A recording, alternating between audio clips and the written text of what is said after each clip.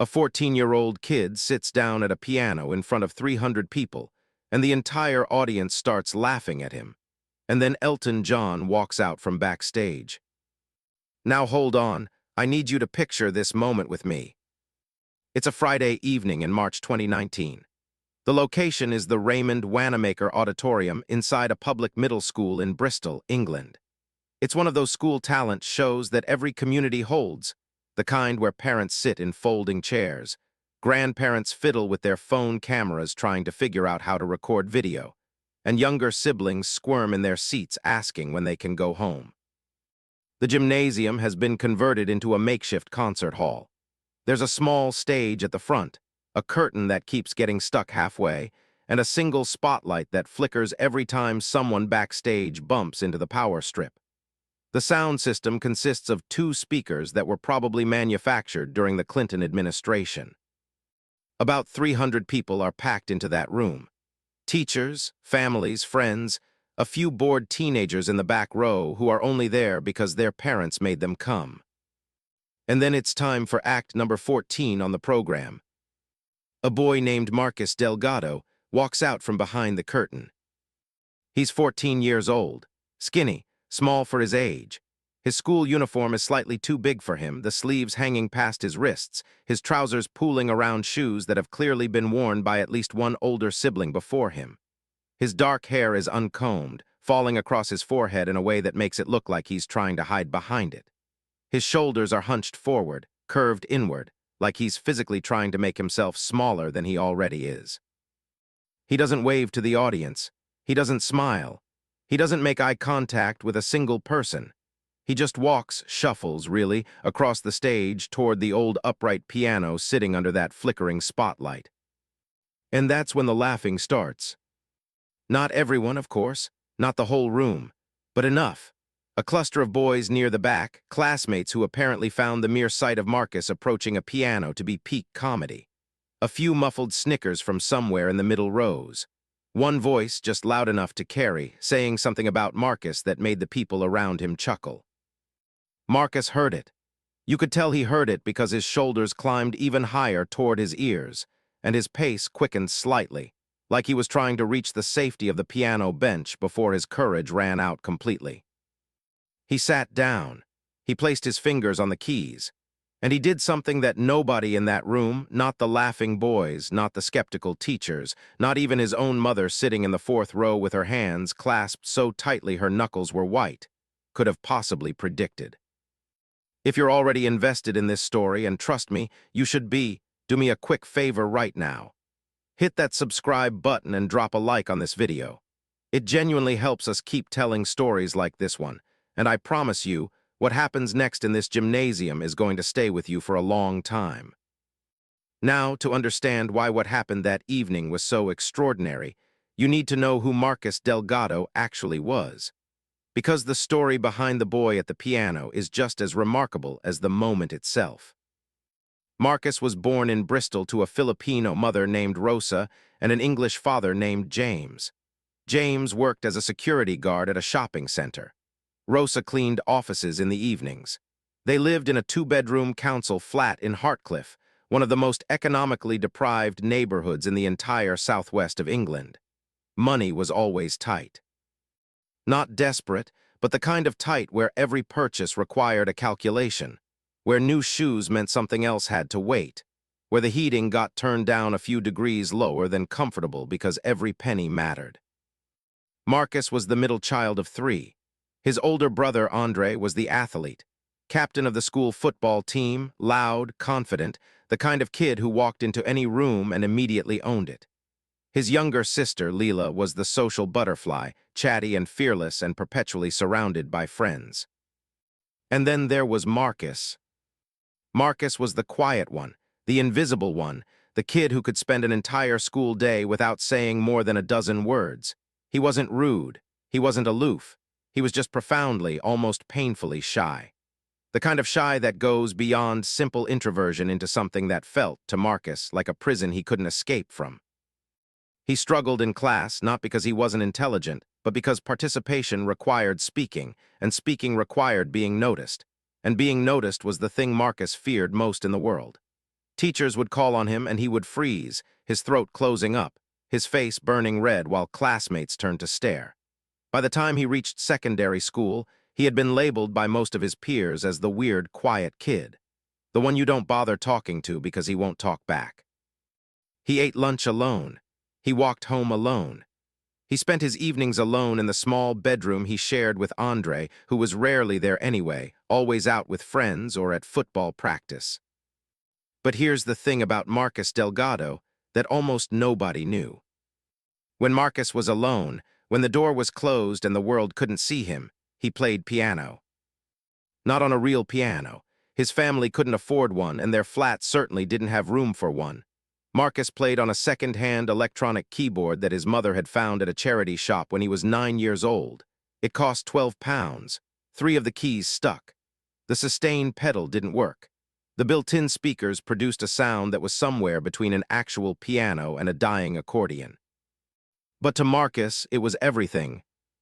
He discovered music the way some people discover oxygen, not as a hobby or an interest, but as a fundamental requirement for survival. He would come home from school, bruised by another day of silence and invisibility, close his bedroom door, put on his headphones so he wouldn't disturb the neighbors through the thin walls, and play. He taught himself entirely by ear.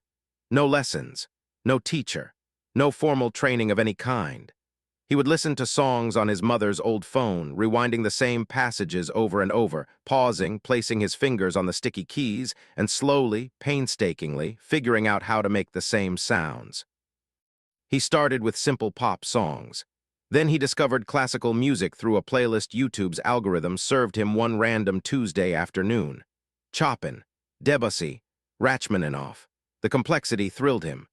The emotional depth felt like someone had reached inside his chest and translated all the things he could never say out loud into sound. Within 2 years, Marcus could play pieces that most conservatory students spend months preparing for. He played them on a 12-pound charity shop keyboard with stuck keys and broken pedals, wearing headphones in a tiny bedroom in one of Bristol's poorest neighborhoods, and nobody in the world had any idea. Nobody except his mother. Rosa knew.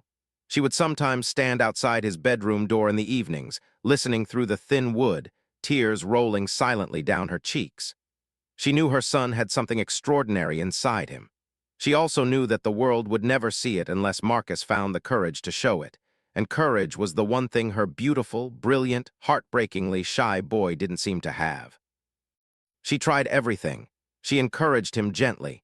She showed him videos of famous musicians who had been shy as children.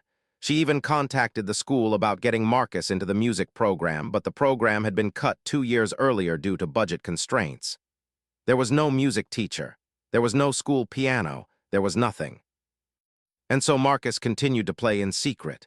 His gift existed in a sealed room, heard by no one except himself and a mother who prayed every night that somehow, someway, the world would get a chance to hear what she heard through that bedroom door.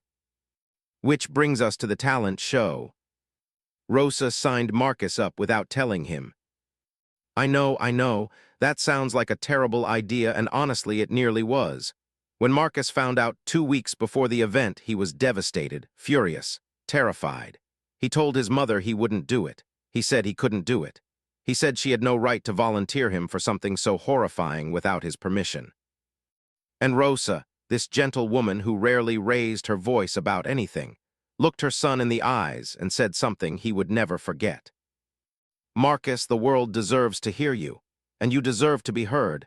I'm not asking you to stop being scared. I'm asking you to be scared and do it anyway. They barely spoke for 3 days after that conversation. But slowly, quietly, Marcus began to prepare. He chose his piece carefully, Elton John's Someone Saved My Life Tonight. It's a deeply personal, emotionally complex song, one of Elton's most autobiographical compositions, written about a moment in the early 1970s when Elton was on the verge of taking his own life and was pulled back from the edge by a friend named Long John Baldry. The song is technically demanding, emotionally brutal, and absolutely not what anyone expects from a 14-year-old at a school talent show. Most kids at these events sing current pop hits or do comedy sketches. Marcus Delgado was going to play a 7-minute Elton John deep cut that most people in the audience had probably never even heard. It was either going to be magnificent or catastrophic. There was no middle ground. Now, here's where the story takes a turn that sounds almost too perfect to be real. But it is real, and it happened because of a series of coincidences so improbable that they feel like they were orchestrated by the universe itself. What Marcus didn't know, what almost nobody at the school knew, was that Elton John's charitable foundation had been quietly working with several schools in disadvantaged areas across England that year. Bristol was one of their target cities. The foundation had donated musical instruments, funded after-school programs, and in a few select cases, arranged for surprise appearances by Elton himself as part of a documentary being filmed about music education in underserved communities. Marcus's school, Hartcliffe Community Academy, was one of those select cases. Elton John was in the building. He had arrived through a back entrance 90 minutes before the talent show began. He was sitting in the headteacher's office with a small camera crew, waiting for the right moment to make his appearance. The plan was simple. He would come out during the show, say a few words about the importance of music education, maybe play a short piece, and the footage would be used in the documentary. But plans, as they so often do, changed. Because from the headteacher's office, which shared a wall with the gymnasium, Elton John could hear the talent show happening in real time. He heard the nervous singers. He heard the comedy acts. He heard the enthusiastic but slightly off-key renditions of whatever was popular on the radio that month. And then he heard something that made him stop talking mid-sentence. He heard his own song, but not the way he usually heard his songs, blasted through stadium speakers or polished in studio recordings. He heard it played raw, stripped down naked, on what sounded like an old upright piano that desperately needed tuning. And whoever was playing it wasn't just hitting the right notes. They were feeling every single one of them. They were playing the song the way Elton had felt it when he wrote it, with desperation, with longing, with the raw ache of someone who knows exactly what it means to be saved. Elton stood up from his chair. The camera crew looked at each other. His assistant started to say something, but Elton raised his hand gently and said, "Who is that?" Nobody knew. Back in the gymnasium, Marcus was 3 minutes into his performance, and the transformation that had taken place in that room was something that people who were there still talk about to this day. When he had first placed his fingers on the keys, there was silence. Skeptical, waiting, almost predatory silence. The kind of silence that precedes either triumph or humiliation, and most people in that room were betting on humiliation. But then Marcus began to play, and within 30 seconds the entire atmosphere shifted. It was like watching someone remove a mask. The hunched shoulders remained, the eyes stayed closed, but something in Marcus changed the moment his fingers touched those keys. Some inner door opened, and everything he had been holding inside, every silent lunch, every lonely walk home, every word he couldn't say, came flooding out through his hands. The melody filled the gymnasium, not perfectly. The piano was old and stubborn, and Marcus's technique was self-taught and occasionally unconventional. But the emotion was absolutely devastating. This 14-year-old boy who couldn't bring himself to speak in class was suddenly communicating with 300 people more eloquently than most of them had ever been communicated with in their lives.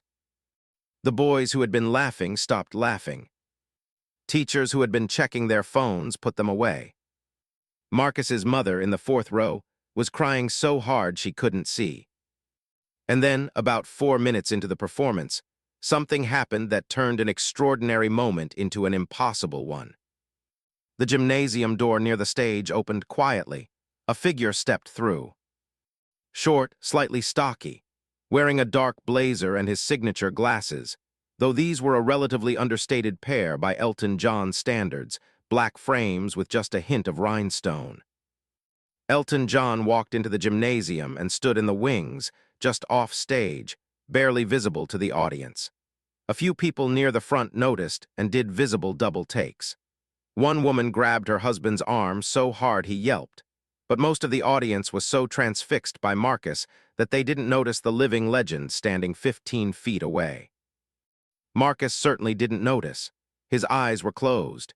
He was somewhere else entirely, somewhere the music had taken him, somewhere safe and warm and infinite. Elton watched. He listened. And according to the documentary footage that was released months later, his eyes were glistening. He waited until Marcus reached a natural pause between sections of the song. And then, without announcement, without fanfare, without anyone's permission, Elton John walked across the stage, pulled up a folding chair next to the piano bench, and sat down beside a 14-year-old boy who still had his eyes closed. Marcus felt someone sit beside him. He opened his eyes. And time stopped. He looked to his right and saw a face he had seen on hundreds of album covers, concert recordings, and YouTube videos. A face belonging to the man who had written the very song his fingers were frozen in the middle of playing. Marcus's hands left the keys. His jaw dropped. Every molecule of color drained from his face and then flooded back in a rush of crimson, so intense it was visible from the back of the room. He started to stand up, to yield the bench, to disappear back behind the curtain and into the safe anonymity that had defined his entire life. But Elton placed a hand gently on his shoulder and pressed him back down. "Stay right where you are," Elton said softly. But the microphone on the piano picked it up, and his voice carried through those ancient speakers to every corner of the gymnasium. "That was absolutely magnificent. Now, do you think you could show me how you play that middle section?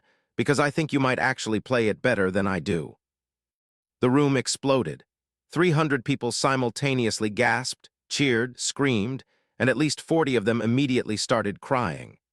The camera crew that had followed Elton from the head teacher's office was capturing everything. Marcus's older brother Andre, the confident athlete who had never seen his little brother perform anything, was standing on his folding chair with his mouth hanging open. And Rosa? Rosa was on her feet in the fourth row with both hands pressed against her heart, sobbing with a ferocity that seemed to come from somewhere primal, somewhere deep in the core of motherhood itself, watching the moment she had prayed for finally arrive. Marcus, trembling so violently that the piano bench was vibrating, looked at Elton John and said something so quiet that only the microphone caught it. "I learned this from you." Elton smiled, a real smile, not a celebrity smile, not a camera smile, but the genuine, unguarded smile of a musician who has just recognized something sacred in another human being. "Then let's play it together," Elton said. "From the bridge, you take the melody, I'll follow you." And they played. A 71-year-old knight of the British Empire and a 14-year-old boy from a council flat in Hartcliffe, sitting side by side at a school piano that cost less than Elton's sunglasses, playing "Someone Saved My Life Tonight" in a gymnasium that smelled like floor polish and cafeteria chips. It was, by any rational measure, completely absurd. And it was, by every human measure, one of the most beautiful things that has ever happened in a school building anywhere on Earth. Marcus played the melody. Elton followed, adding harmonic fills and bass lines, occasionally nodding with genuine admiration at Marcus's phrasing. At one point, Marcus played a variation on the chorus that Elton had never heard before, something Marcus had invented during those thousands of hours alone in his bedroom. And Elton actually laughed out loud with delight and incorporated it into his own playing in real time. When the song ended, the silence lasted exactly 2 seconds. Then the gymnasium erupted with the kind of noise usually reserved for football stadiums and rock concerts. Standing ovation doesn't begin to cover it. People were jumping up and down. Teachers were hugging each other. The boys who had laughed when Marcus walked on stage were on their feet, applauding with their hands above their heads. But it was what Elton did next that transformed this from a viral moment into something that genuinely changed a young person's life. Elton stood up, turned to the audience, and spoke. "I want everyone in this room to remember something," he said. "What you just heard from this young man is extraordinary, not good for his age, not impressive for someone without training. Extraordinary, full stop. And I want you to ask yourselves how close the world came to never hearing it. How close did we come to letting this talent disappear because nobody bothered to notice the quiet kid?" He paused, and the room was absolutely still. Every single school needs music. Every single child deserves the chance to discover whether they have this inside them. And every single one of us needs to stop deciding who deserves to be heard based on how loud they are, or how they look, or whether they fit our idea of what talent is supposed to look like. He turned back to Marcus. You, young man, have a gift, and I'm going to make sure you get every opportunity to use it. That's a promise. It wasn't an empty promise. Within a month, Marcus was enrolled in a weekend program at the Royal Academy of Music in London, fully funded by the Elton John AIDS Foundation's Sister Education Initiative. He received his first professional-grade keyboard, a Yamaha that made his 12-pound charity shop instrument look like a children's toy. A private teacher began visiting him twice a week.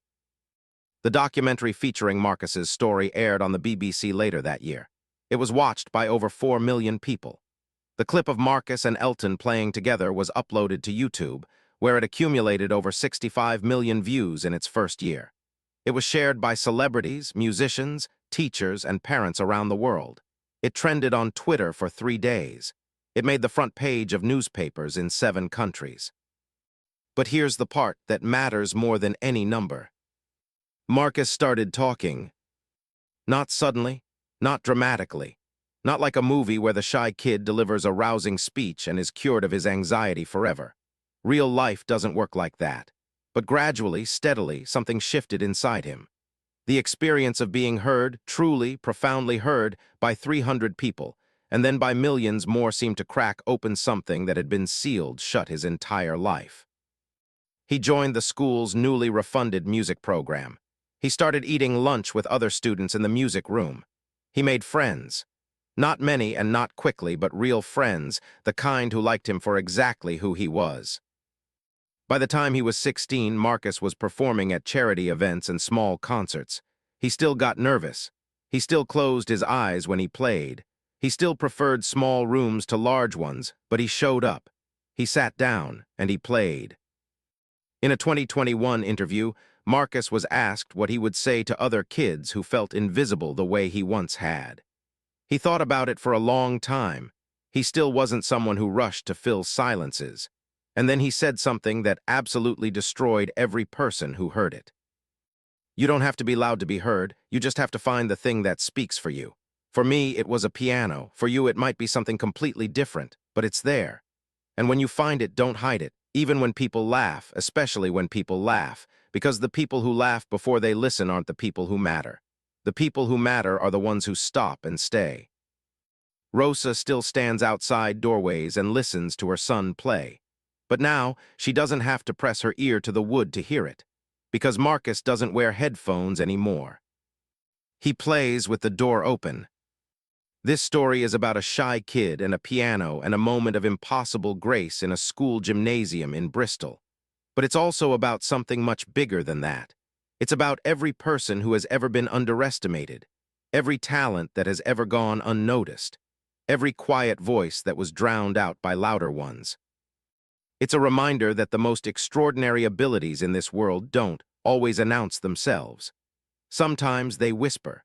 Sometimes they hide behind uncombed hair and oversized uniforms and silence so deep it gets mistaken for emptiness. And it's a challenge to every single one of us to stop walking past, to stop laughing before we listen, to stop deciding who deserves our attention based on anything other than what they actually have to offer. Because you never know. The shy kid sitting alone at lunch might play piano like his fingers are having a conversation with something divine. The quiet person in the meeting might have the idea that changes everything. The person you've been overlooking for years might be the most extraordinary person you've ever had the chance to know. All you have to do is stop and listen. If this story moved you, share it with someone who needs to hear it today. Maybe it's a kid who's been told they're too quiet. Maybe it's a parent who's worried about their shy child. Maybe it's someone who just needs to be reminded that being different isn't the same as being less. Hit that subscribe button so you never miss stories like this one. Drop a comment below and tell me, have you ever been underestimated? Have you ever been the quiet one that nobody expected anything from? Or have you ever been surprised by someone you almost overlooked? I read every single comment, and I genuinely want to hear your story. Thank you for watching. Thank you for listening. And remember, sometimes the most powerful voice in the room belongs to the person who isn't saying a word.